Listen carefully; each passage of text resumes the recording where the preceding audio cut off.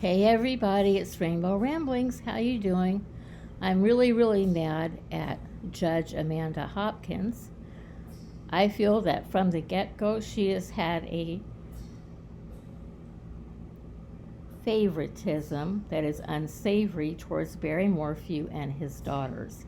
And as trial draws near, I have a concern gnawing in the back of my brain, a legitimate fear, I think, that through a series of bad rulings, Barry Morphew might wind up walking, or the Mormon family will be suffering extra indignities and suffering more than they already have.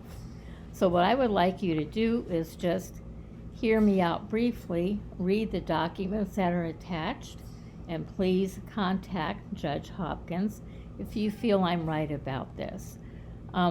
First of all, the state showed compelling reason why Barry Morphew should have a $3 million bail, and he should remain incarcerated until trial because he lived under an assumed name in Arizona.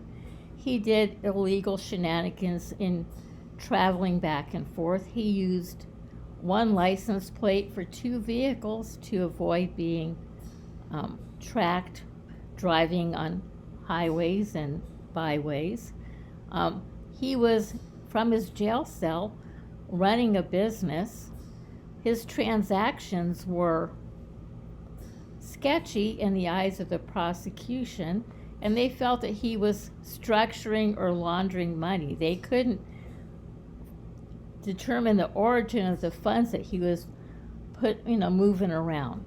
Plus, he was offloading assets and putting them in the names of his daughters, which again is sketchy.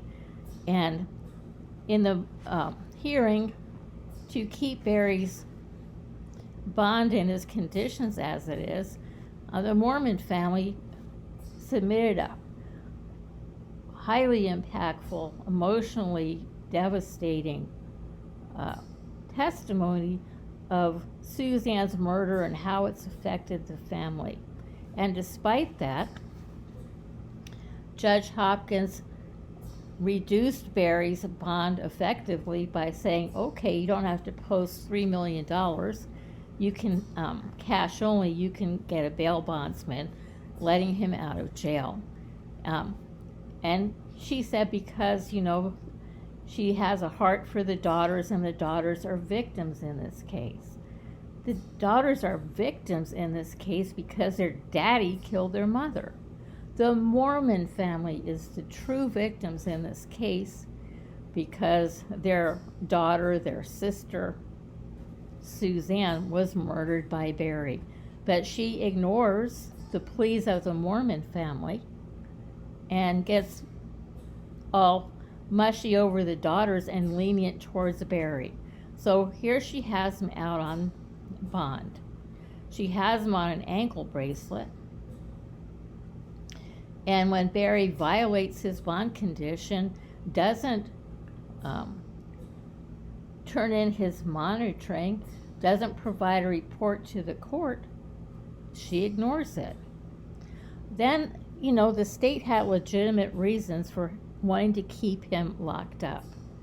Then Barry and his daughters do the shenanigans where, even though they abandoned Suzanne's bones, see my other postings, they suddenly want to have custody of the bones so the girls can cremate them and have a funeral service for their mother. And of course, the state is correct and within their rights to say, no, we're taking custody of the bones. The family does not get to have them because it's a trial. This is evidence in the trial. There might be appeals, there might be future litigation where these bones might be an issue. They're going to remain in the hands of the state, which is absolutely correct and makes perfect sense. Also, the Mormon family does not want the bones released to Barry and his daughters. They don't want the remains cremated of Suzanne. They're a Christian family. Christians believe in burial, not cremation. And I suspect they're going to petition the court for the custody of the bones over Barry's family should he be convicted. Again, it seems that the wishes of the Mormon family are, brushed to the side, and these rulings are favorable to Barry and his daughters. Well, I am really sick of it. Sick of it. So, I think that the judge isn't supposed to be a rubber stamp for the state's case. When they make compelling arguments that Barry is, sketchy, he did illegal activity in Arizona, he continues to do it from his jail cell, he's incorrigible, keep him locked up. She makes it easier for him to make bail. He violates his bond condition by not turning in a GPS report, and she lets him slide on that. It's unconscionable.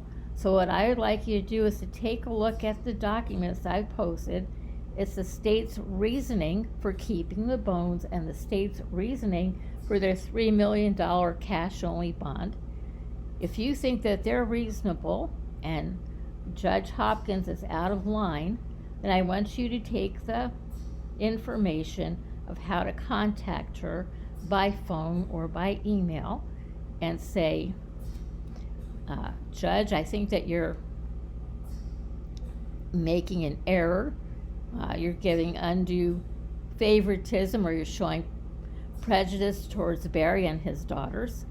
And I think that you should, take the state's filings seriously and their reasonings seriously. This is a premeditated murder case where Suzanne was brutally murdered with deliberation, immobilized with animal tranquilizer. It was heinous what he did. And you need to step up and do your job and stop showing an obvious favoritism to the Morphew family. So please, I would like you to do that. The more people that write her, the better. Peace, love, and donuts, everybody. Thank you for stopping by. I'm counting on you. Please, please, please, please let the judge know how you feel. Have a blessed day. Unless you're a Mormon or you're a sus judge called Amanda Hopkins. Talk to you later.